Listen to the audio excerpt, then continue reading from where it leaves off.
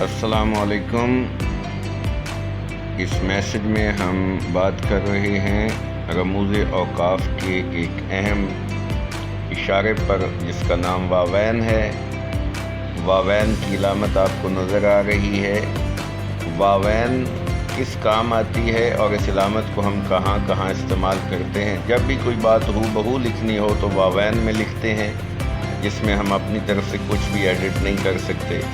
جیسے آیت ہو، آیت کے بعد جیسے کوئی حدیث لکھنی ہو یا پھر کسی معتبر انسان کا کوئی قول، کوئی فرمان لکھنا ہو تو یہ تمام چیزیں ہم واوین میں لکھیں گے۔ اس کے علاوہ کوئی بھی بات جو ہم بغیر ایڈٹ کیے، بغیر تبدیل کیے لکھیں گے یا کسی کتاب کا نام ہم لکھیں گے تو وہ کتاب کا نام بھی ہم واوین میں لکھیں گے۔ اسی طرح ایک اور صنعت استعمال ہوتی ہے جس کا نام صنعت تضمین ہے۔